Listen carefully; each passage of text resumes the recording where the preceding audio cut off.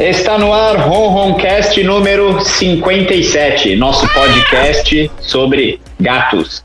Eu sou o Leandro, talvez ninguém tenha percebido, tivemos uma pausa até que longa aí, mas continuo aqui com a Fernanda. Fê, tudo bem?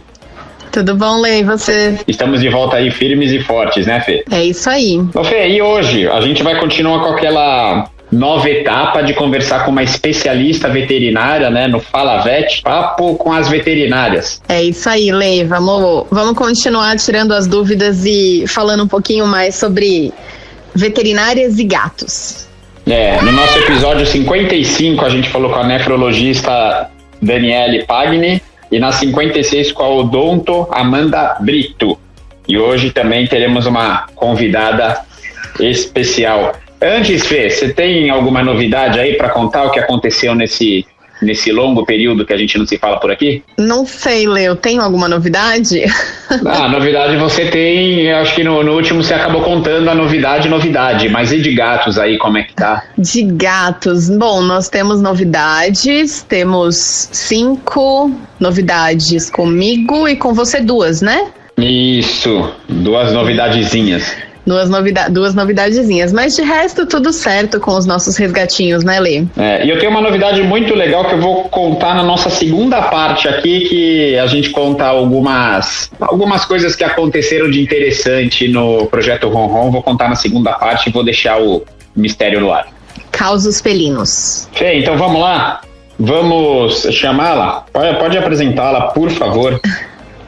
Então hoje a gente vai falar sobre oncologia veterinária, Lê. Já ouviu falar sobre, sabe o que é oncologia? Fê, eu sei, e eu te confesso que é uma palavra que me dá até um certo temor, assim. E eu acho que não é só você, viu, Lê? Acho que quando a gente fala de oncologia, todo mundo fala, meu Deus, né? E aí tá a importância da profissional dessa área, né? Exatamente, então hoje a gente está com a doutora Paula com a gente, a doutora Paula Siqueira, que é especializada em odontologia. Tudo bem, Paula? Oi, Fê, boa noite, tudo bem? Você falou errado, é oncologia. Eu falei errado? Então calma, volta. Você falou odontologia. Nossa, eu tô viajando. Mas tudo bem, Lê, porque a Paulinha também tá grávida, então ela também tá sabendo que a cabeça da gente ficou uma meleca. Não, mas o que me causa um certo temor é oncologia mesmo, não é odonto. Eu imagino. Não, mas bacana. Muito obrigado por aceitar o nosso convite e dar continuidade aqui nessa parte informativa do nosso podcast. A primeira coisa que eu gostaria de te perguntar é o que é oncologia? Vamos lá, Lê. A oncologia é uma especialidade que diagnostica e trata o câncer em animais. Então, na verdade, o câncer é uma das principais causas, né, de morte em animais de estimação, principalmente animais mais idosos, né? Então, devido a esse alto índice de diagnóstico, hoje em dia é super importante, né, a gente aí trazer essa informação, a gente falar sobre esse assunto, já que é uma das doenças mais diagnosticadas hoje em dia. Ô Paula, e como é que o que é o câncer? Como é que ele se forma? Nossa, pergunta Na verdade, complexa essa, Lê. Desculpa, Paulinha. Então. Essa foi complexa, assim, como que ele se forma? Mas brincadeira, vou deixar... Não, bem simples, o que é a formação dele, né? O que é, acho que todo mundo sabe o que é, assim, mas não a formação, por que ele surge. Realmente, assim, a gente explicar de uma forma técnica seria super, né, complicado. Eu vou tentar dar uma resumida, mas é um crescimento desordenado das células, né? E nesse momento que ela cresce de forma desordenada, cresce ali uma célula mutante, e a partir dessa célula mutante é onde se desenvolve um câncer, né? Então ele pode inclusive ser secundário a um trauma, por exemplo, ele pode ser secundário a alguma doença inflamatória crônica, né, onde as células ficam se renovando e em um momento que ela se renova de uma forma errada e aí acaba originando uma célula cancerígena. E o tumor, todo tumor maligno é um câncer? E o benigno? Qual que é essa diferença? Sim, Lê, na verdade, assim, o tumor maligno sim é um câncer, tá? É que a gente tem algumas nomenclaturas que a gente usa na medicina. Então, o que acontece? O tumor é todo e qualquer aumento de volume, tá? Então, não necessariamente um tumor é um câncer, tá? O tumor é um aumento de volume. Se ele for de origem maligna, sim, a gente pode determinar que é um câncer, tá? Mas ele pode ter uma origem por células benignas. Aí a gente diz que é um tumor benigno. Porque muita gente confunde, né, Paula? Ele tem um tumor, então ele tem um câncer, ou ele tem um câncer, ele tem um tumor. Eu acho que para os leigos essa nomenclatura ela é meio que um sinônimo, mas na verdade não é, né? Exatamente, não é. O tumor é todo e qualquer aumento de volume. A gente pode dizer, por exemplo, que uma verruga é um tumor, mas perfeito. ele é só um aumento de volume ali da célula, só que de origem benigna. Legal, e até bom assim, porque às vezes quando a gente vai conversar com o tutor, eu imagino que você também, às vezes você fala, olha, tem um tumor e a gente vai fazer um exame para entender se isso é maligno, se isso é um câncer. Então, a gente usar essa palavra tumor já dá essa assusta, né? O tutor já fica assim com receio, mas às vezes é o que você falou, é um tumor, a gente faz um exame mais específico, não é nada maligno e a gente só vai acompanhar, ou de repente é uma verruga, uma coisa mais simples, né? Exatamente, a gente tem que tomar cuidado aí um pouco com as palavras que a gente usa, porque a gente tem que entender que a grande maioria dos tutores são leigos, né? Então a gente tem que tomar um pouco de cuidado aí com a terminologia que a gente usa, né? Só para não causar nenhum tipo de desencontro de informações, aí ou a gente causa até uma ansiedade desnecessária. E eu acho que se a gente comparar, né, Paula e Lê, assim, na medicina humana, tumor geralmente é uma coisa ruim, né? Ninguém fala, eu tenho só um tumorzinho aqui na minha pele que é uma verruga. Não. A gente quando usa a palavra tumor na medicina humana, geralmente está associado com uma coisa ruim, né? Exatamente. Ô Fê, e esse exame que você falou é a biópsia, né? Vou deixar a doutora Paula responder, porque tem vários exames, né? Paulinha, como que a gente faz aí, de repente, a gente tem uma suspeita de um câncer, de um tumor, tem um tumor e tem uma suspeita. O que a gente pode fazer aí de exame para descobrir?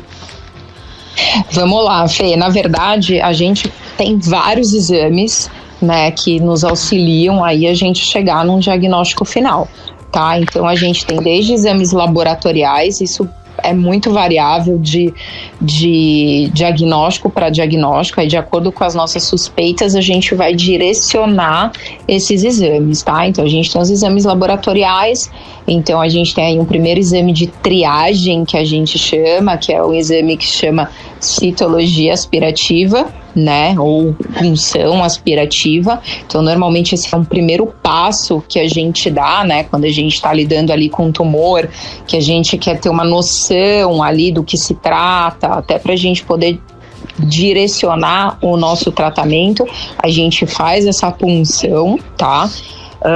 Mas ela não determina o diagnóstico do paciente, ela só vai dar uma diretriz pra gente.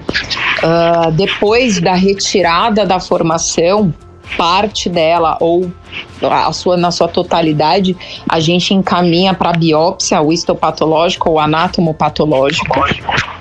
E a gente tem alguns exames ainda mais avançados hoje em dia que são ali, eles vão testando marcadores tumorais que chama imunohistoquímica.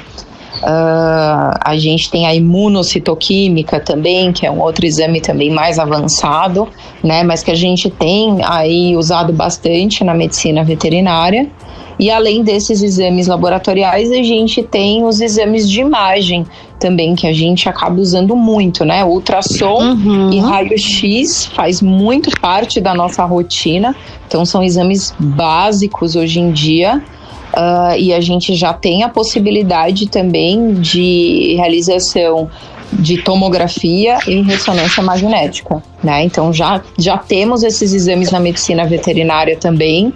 O único que a gente ainda não tem, mas que a gente, se Deus quiser, vai chegar lá, é o PET scan, que eu brinco que apesar do nome, né, ele não existe ainda na medicina veterinária, né? O PET scan é só na medicina humana.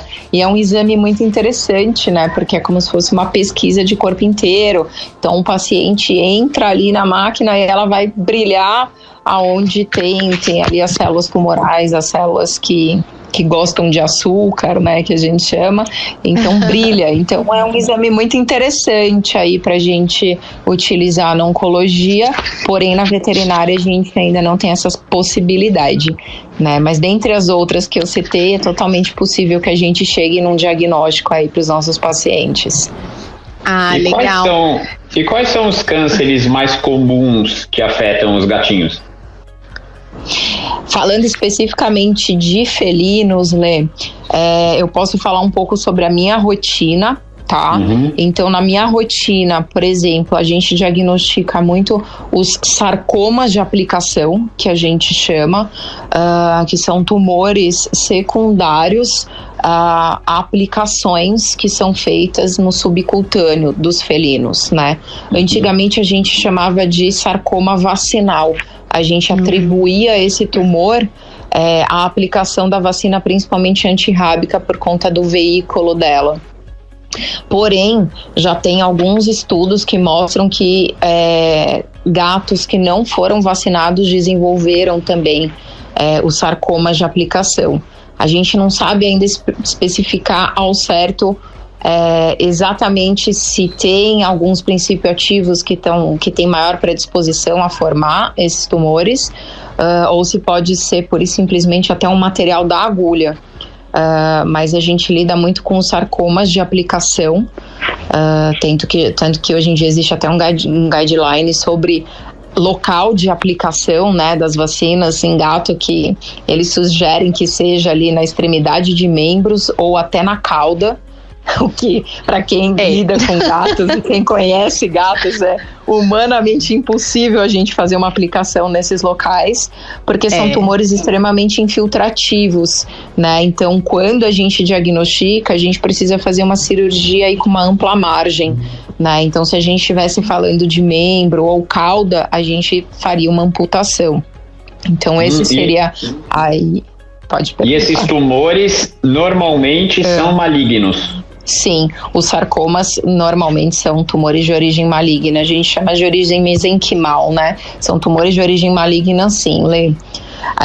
Então esse é um tipo celular, na verdade, né? A gente também tem os carcinomas, principalmente os carcinomas de células escamosas, os carcinomas epiteliais, né?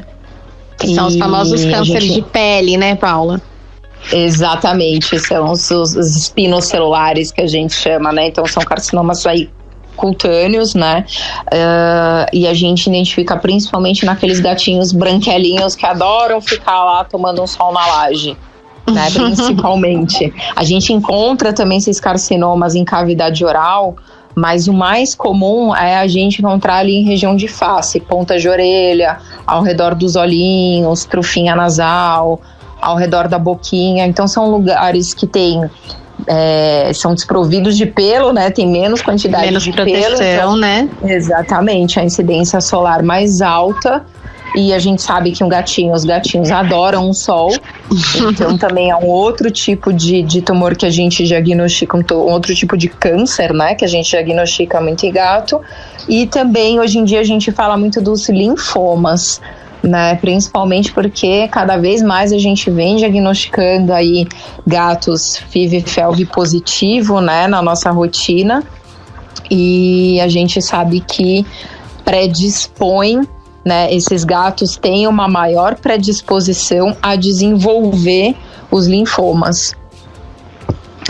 É verdade, legal. Eu ia perguntar da FeLV exatamente isso, se também tem muito a ver com o trabalho de vocês, e é essencialmente isso, né? É câncer, né? Exatamente, né? Quando a gente fala ali do vírus da leucemia felino e da imunodeficiência felina, a gente sabe que esses gatos, eles têm uma porcentagem aí muito grande, pode chegar até aí, 90% de chance de desenvolver as neoplasias, né, de origem que a gente chama de hematopoéticas, né, que seria aí esses linfomas. Né? Então, cada vez mais a gente tem correlacionado, diagnosticado gatos FeLV positivo com linfoma. E, na verdade, assim, falando como clínica, quando a gente atende um gatinho que tem qualquer suspeita que seja, você fala assim, nossa, tem um nódulozinho aqui, ou um linfonodo aumentado, ou faz um exame de ultrassom e acha no ultrassom alguma alteraçãozinha ali inflamatória no intestino, ou um nódulozinho, a gente acaba fazendo os exames de FIV e FeLV, se esse gato não for testado, como triagem, porque se ele for positivo, a chance daquilo ser um câncer é muito maior do que se ele for negativo, né, Paulo? Eu tô falando besteira, assim. Não, é exatamente isso. Tem esses pacientes têm uma maior predisposição, sim, e muitas vezes quando a gente vai fazer exames mais aprofundados, a gente vê que tem total relação. É uma pena, né? Porque infelizmente no Brasil a gente ainda está tendo um crescimento muito grande da FeLV, de gatos positivos. Infelizmente, porque no resto do mundo já não está acontecendo isso, e aí esses pacientes acabam desenvolvendo mais mesmo, né? Esses tipos de câncer que acabam sendo até um pouco mais difíceis de lidar, né, Paula? Porque eles não estão localizados, você não pode fazer uma cirurgia, né? Não tem como você tentar ali tirar aquele tumor ou aquele câncer, né? Ele está espalhado e aí a gente tem que trabalhar com outro tipo de tratamento, né? Exatamente, eu falo que o linfoma, ele é um câncer relacionado ao sistema de defesa do organismo, né? Então, se a gente parar para pensar, um câncer agindo no sistema de defesa dos pacientes, né? É extremamente desagradável a gente pensar num diagnóstico desse, porque a gente sabe que o prognóstico desses pacientes sempre é bem desfavorável, né? Então é o organismo brigando contra o próprio organismo, é muito difícil a gente combater, e normalmente o tratamento de eleição dos linfomas não é cirúrgico, como é a maioria, né, dos cânceres. Quando a gente fala de linfoma, a gente pensa ali como tratamento ouro a quimioterapia, né? E um gato FeLV positivo que começa a despontar, né, que desponta um linfoma, é um caminho sem volta? Não, a gente não pode dizer que é um caminho sem volta, né? A gente sempre tem o que a gente possa fazer, mas a gente sabe que esses pacientes, eles tendem a ir para um caminho mais negativo. A gente está brigando contra duas doenças. Então eu falo que eu comparo o linfoma a uma doença autoimune, aonde existe um tratamento, mas não existe a cura. Normalmente esses pacientes a gente trata a longo prazo, e o que eu percebo cada vez mais na minha rotina é que a hora que a gente para o tratamento, cedo ou tarde acaba voltando, volta com uma quimioresistência, então a gente precisa trocar protocolo, volta mais agressivo. Então normalmente são pacientes que a gente continua acompanhando, ou até tratando a longo prazo. A gente vai embora com tratamento, que a gente chama um tratamento pós, né, a quimioterapia convencional, a gente chama de tratamento metronômico. Então, normalmente, eu mantenho esses pacientes em tratamento metronômico, que seria com uma medicação via oral, em casa, só que numa dose mais branda, meio que ad eterno, né? Então, até onde o paciente tolerar, eu continuo tratando para que eu tente sempre estar um passo à frente do câncer, né?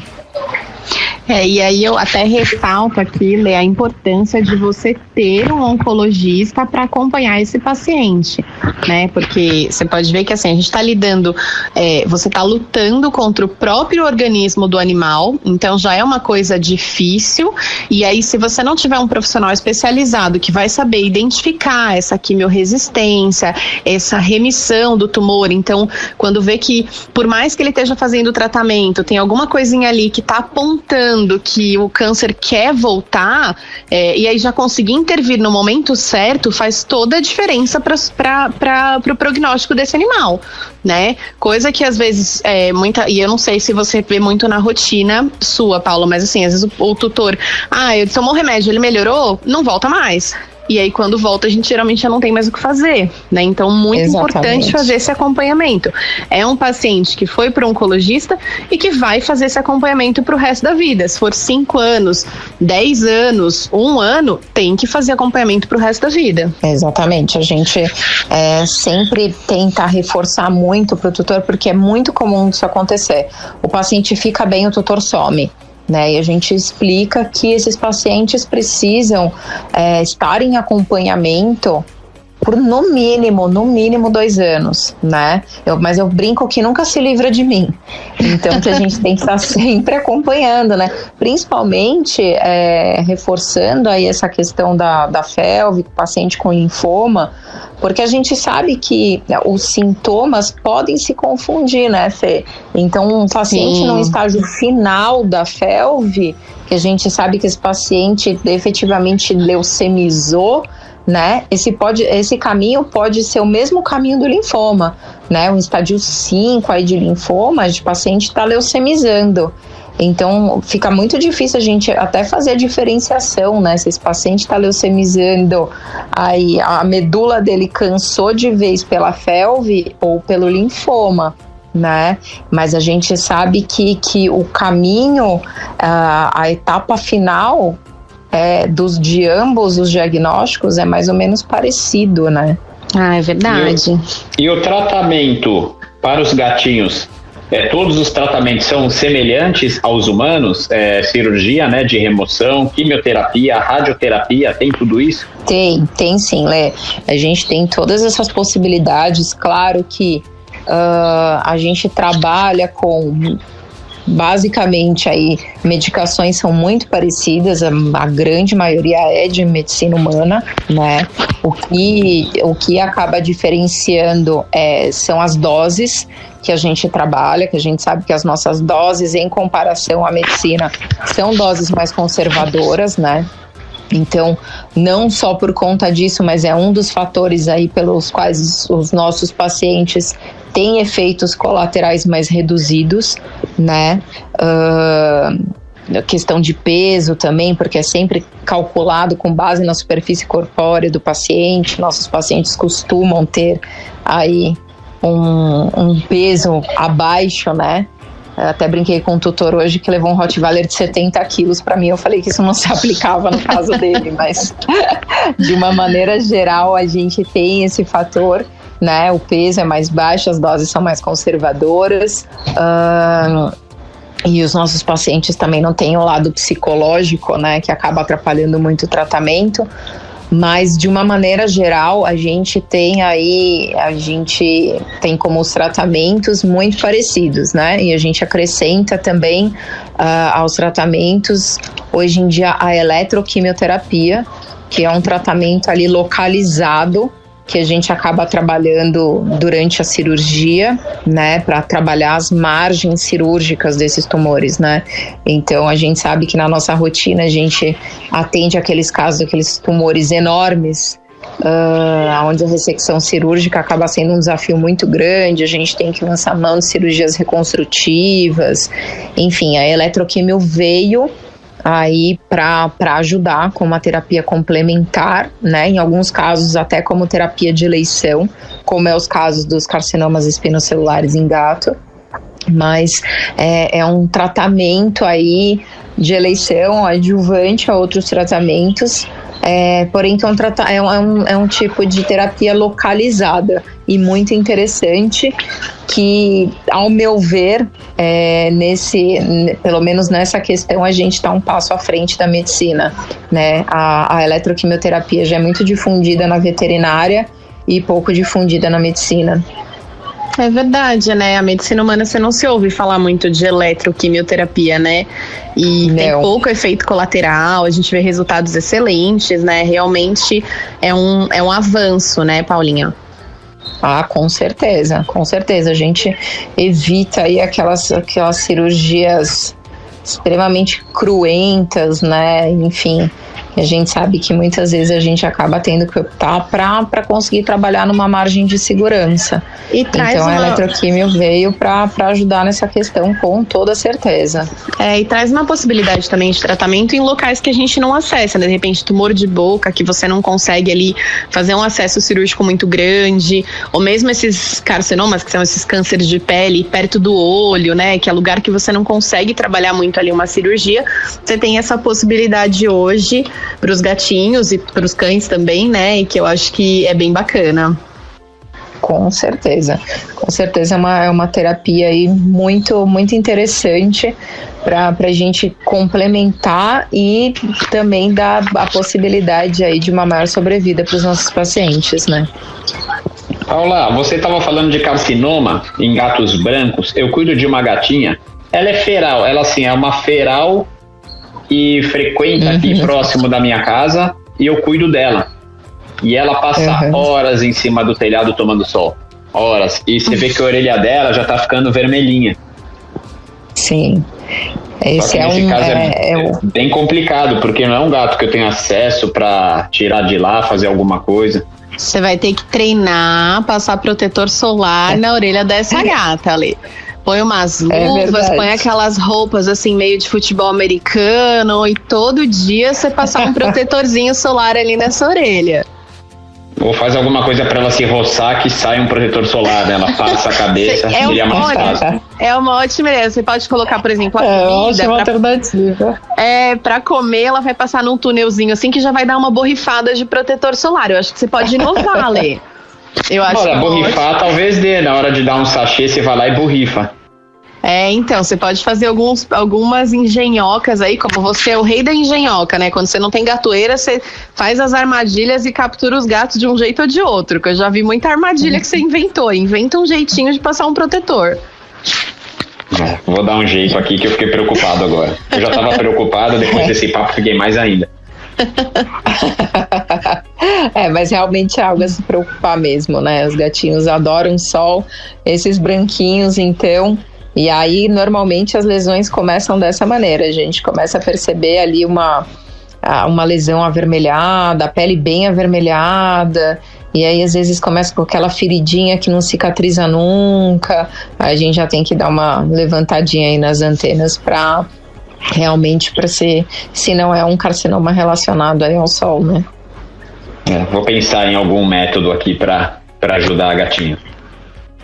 Ô, Paula, e alguém que quem quiser te achar, como é que faz? Lê, eu trabalho, na verdade, eu tenho uma clínica, tá? Onde eu atendo todos os dias nessa clínica, atendo no período da manhã, na região do Jardim Bonfilhole, ali próximo ao Butantã. Então, eu atendo todos os dias lá e trabalho também, faço a parte de atendimentos volante, né? Então, atendo ali na clínica da doutora Fernanda, atendo na clínica dos colegas. Então, normalmente, os colegas me acessam e eu faço o atendimento volante nessas clínicas, né? Não, legal. Bom, o pessoal então tem que sempre ficar a postos para encontrar um oncologista, né? E eu queria fazer uma última pergunta, Ale. Na verdade, não é nenhuma pergunta, é mais assim, falar um pouquinho, porque a Paula, eu não sei se a Paula passa por isso também, mas sempre que a gente tem que dar um diagnóstico de câncer para qualquer tutor, e aí de repente você me fala a sua opinião como como tutor também, Lê. Quando você fala pro tutor assim, é possível que isso seja um câncer, que seja uma coisa maligna, que não tem um prognóstico favorável, a maioria dos tutores já pensa que acabou. né, que acabou ali, que tem um diagnóstico ruim, e que não vai ter o que fazer, e que o animal vai sofrer. E aí, de repente, eu queria que você falasse assim rapidinho, Paulinha, da sua experiência, porque a gente fala muito, né, oncologia, como o Leandro falou, não é uma coisa legal, que não tô desmerecendo sua especialidade, mas assim, ninguém fala, que legal. Pelo contrário, né, Fê? Exatamente. Pelo contrário, né, por ser uma coisa que causa temor, é valorizada a profissão, né? Exatamente, ninguém vai falar assim, que legal, eu vou no oncologista, mas assim, queria que você falasse um pouquinho de, poxa, por mais que o tratamento, a gente fala assim, não vai ter uma cura, vai ter um controle, mas o animal tem qualidade de vida, né? Eu acho que é isso que é legal a gente ressaltar para quem tá ouvindo, porque o pessoal desiste, parece que desanima, o animalzinho, o gato não tem o psicológico, mas o tutor tem, né? E aí ele desanima, acha que acabou, que é o fim, e não é o fim, né? Não, a gente fala que a gente é um pouco oncologista, é um pouco psicólogo, na verdade, né, Fê? Verdade. Com certeza. Eu falo assim, não é fácil a gente também falar sobre isso, dar um diagnóstico de câncer, né? No final do dia a gente está exausto, psicologicamente também, porque nós não somos só veterinários, nós somos tutores também, né? E a gente tem que trabalhar e praticar muito a empatia e pensar como que a gente gostaria que fosse conduzida uma situação como essa se a gente estivesse do outro lado da mesa, né? Com o nosso pet, enfim, seja cão, seja gato, ali com um diagnóstico desse, né? Todo mundo tem medo. Eu também tenho 2 gatinhas em casa. Eu falo, nossa, CRMV positivo, né? Oncologista. Vou chegar em casa, um dia vai ter lá uma ferida, com certeza. As 2 com o narizinho branquinho ali. Então, eu acho que é totalmente compreensível esse medo, esse receio, e tem maneiras e maneiras da gente conduzir a situação, né? A gente trazer o assunto para o tutor, a gente tomar cuidado a forma como a gente fala, a gente sempre procurar dar uma alternativa. Sempre existe uma alternativa, né? Que seja, não existe um tratamento, não existe uma cura, mas hoje em dia a gente fala muito de cuidados paliativos, né? E essa parte, essa terapia de cuidados paliativos já existe na medicina veterinária, principalmente também para pacientes oncológicos. Então ali a gente dar qualidade de vida para os nossos pacientes, tirar a dor dos nossos pacientes oncológicos é o principal, né? Então muitas vezes a pessoa chega extremamente assustada, ali é um câncer e o paciente está morrendo de dor, né? E aquilo sim está tirando a qualidade de vida do paciente. Então a gente precisa olhar o nosso paciente como um todo, né? Então a gente fala que o lema da oncologia, e que naturalmente os tutores nos perguntam muito, é uma pergunta que a gente escuta em todas as consultas, que é, quanto tempo de vida o meu pet tem, né? E a gente fala que o lema da oncologia não é dar dias de vida, né? Porque isso não cabe a nós dar dias de vida. Tem muitos pacientes que a gente sabe que tem um prognóstico desfavorável, que teria ali meses de sobrevida, poucos meses, e a gente acaba sendo surpreendido, né? Então a gente fala que não cabe a nós dar, né, dias de vida aos nossos pacientes, mas sim dar vida aos dias dos nossos pacientes, dar qualidade de vida para os nossos pacientes. Então, deixar os nossos pacientes confortáveis, uma vez que eles não entendem que eles têm um câncer, mas eles entendem o que é uma dor, o que é sentir dor, né? Então a gente precisa deixar os nossos pacientes confortáveis e a gente explicar de uma maneira simples para o tutor entender, dar possibilidades de tratamento. Isso, né, dá aquela luzinha no fim do túnel, e muitos saem falando, nossa, doutora, muito obrigada, eu tô me sentindo muito melhor, eu tô muito mais tranquila agora que eu ouvi o que você tinha pra me falar, sabe? Eu li as coisas no Google, nossa senhora, já tava ali com o estado de óbito, né? Que a gente sabe que os nossos tutores, nossos clientes, eles vêm ali adestrados pelo Google já, né? Então já vem ali com o diagnóstico, tratamento, prognóstico, tudo determinado ali. E às vezes até discutindo com você, não é assim, eu li outra coisa, né? Exatamente. Então eu falo que assim, eu tenho casos que a gente desacreditou no tempo de vida que a gente conseguiu dar, se a gente fosse levar em consideração a literatura, tudo, nossa, sabe, incríveis. Então a gente não pode tirar essa esperança do tutor, a gente não pode enganar o tutor, mas a gente também não pode tirar a esperança dele.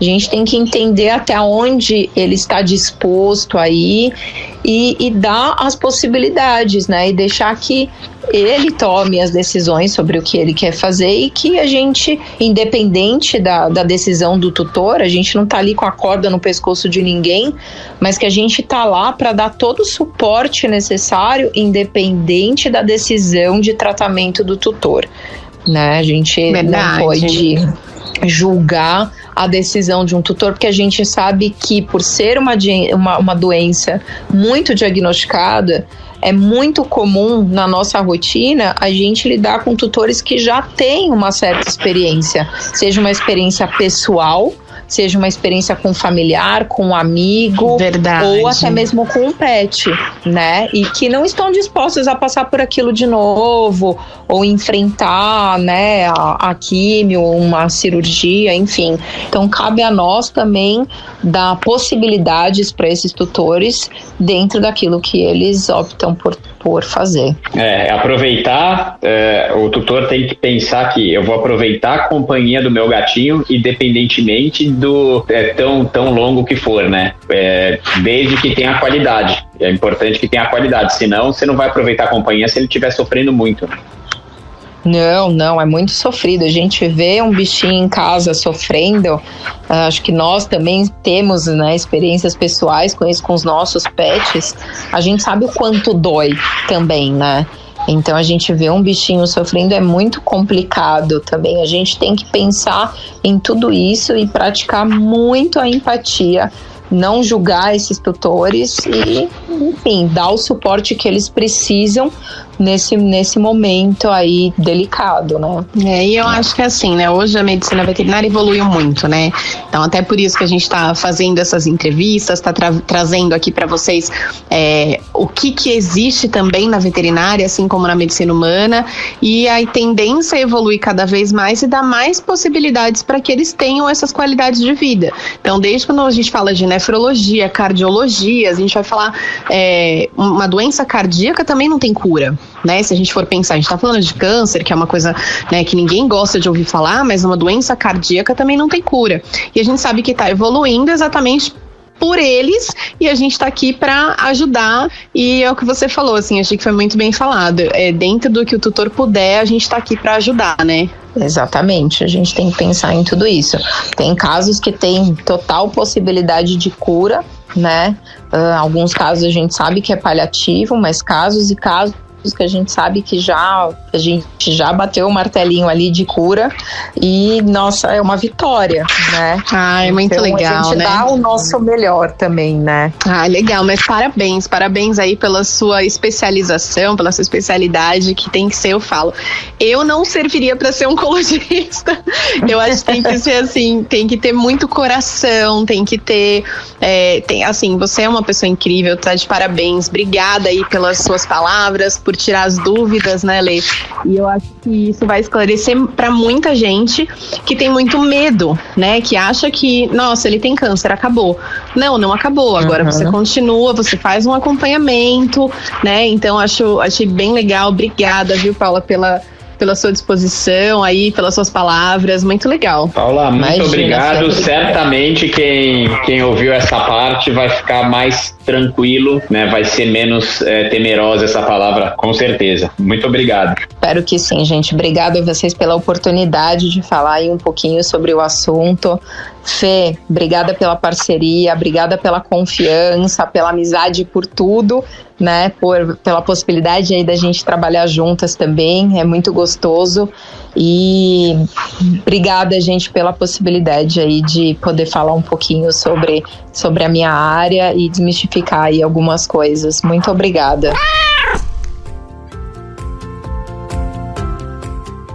Né, Fê, bem bacana, né? Bem bacana saber mais dessa parte, não só da parte técnica, mas também da parte psicológica da oncologia. Ah, legal. E eu acho que é até bom para perder esse medo, né, Lei? Quando a gente fala de oncologia, de câncer, de tumor, as pessoas ainda têm muito medo, têm muito preconceito. Então é legal, assim, poder ouvir um pouquinho do outro lado e saber que a gente sempre pode dar uma chance para a vida. Sempre tem possibilidades e elas estão aumentando cada vez mais.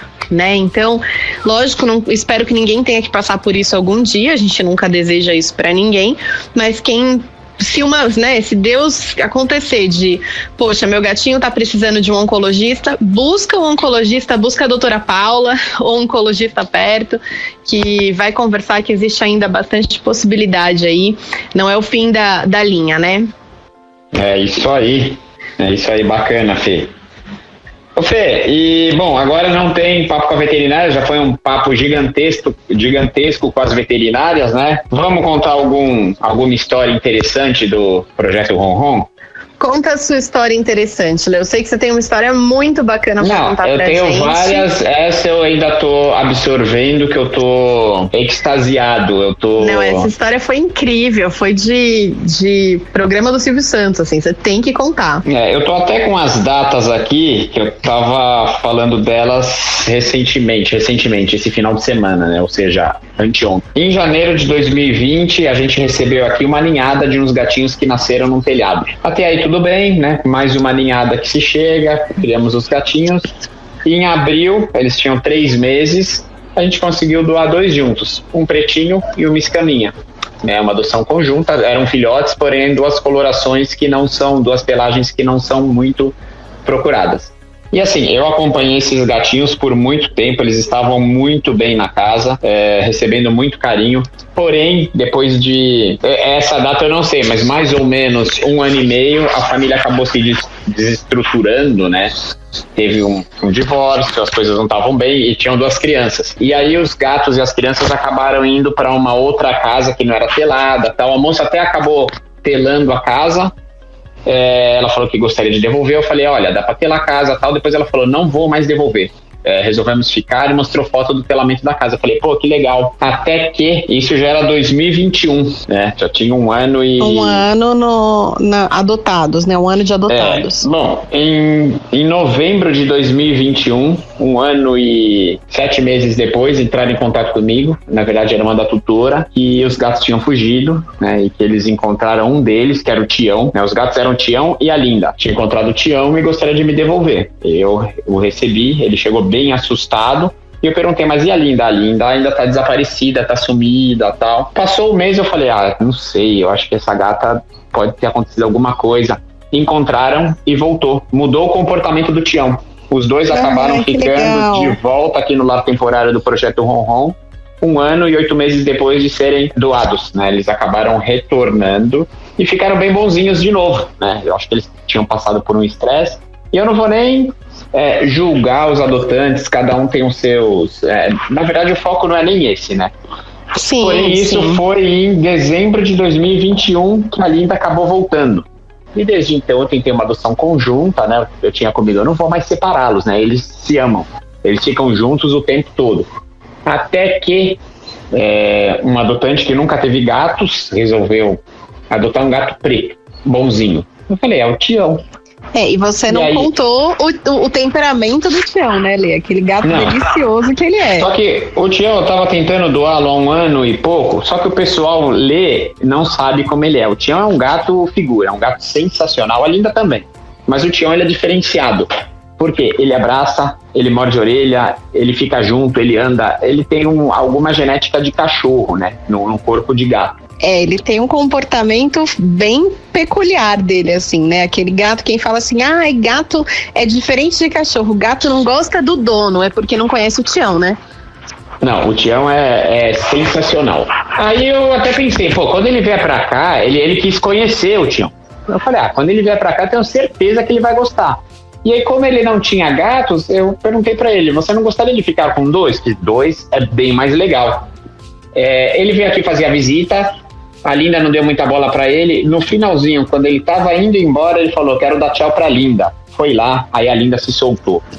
Depois de 2 dias ele falou que ia adotar, e isso aconteceu anteontem. Então, assim, bem legal, eles estão super bem, espero que a adaptação seja ótima, e é uma história que teve um final feliz, e espero que seja a última grande aventura que eles passam. Não, foi muito bacana, porque aquela história, né? Eu só quero um gato, eu não tenho nenhum gato. A gente tem muito disso, né, Lê? E depois as pessoas acabam buscando outro, mas naquele primeiro momento levam só um. Já aconteceu com inúmeros adotantes. E a Linda meio que falou, não, eu vou junto, né? E ela meio que se transformou ali e falou, é meu dono e eu quero ir.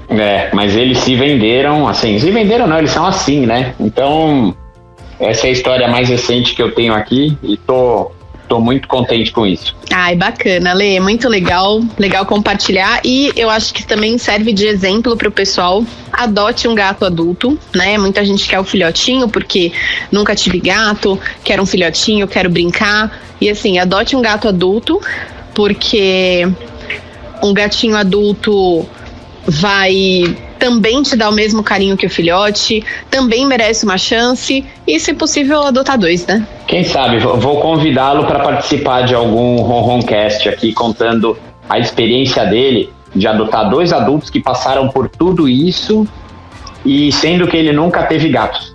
Vai ser legal, vai ser um bom entrevistado. Vamos dar um tempinho aí para ele conviver e poder contar bastante história pra gente. Lê, ótima ideia. E quem quiser entrar em contato com a nossa página para falar de oncologia, né, alguma experiência que teve com gatinhos com câncer, ou quiser contar alguma história interessante envolvendo gatinhos, entrar em contato no Instagram e no Facebook, Projeto Ronron, com N de natural e M de mutação, ou aqui na plataforma, no próprio Ronroncast, no YouTube como Ronroncast. E lembrando, Fê, que nosso podcast é uma produção da Leopoldo Electrical Group para o Projeto Ronron. É isso aí, Fê? Perfeito, Lê. Bacana estar de volta, bacana nossos papos, e até a próxima. Estamos aí. Valeu, pessoal. Valeu, Fê. Valeu, Lima. Até a próxima. Tchau, Lê.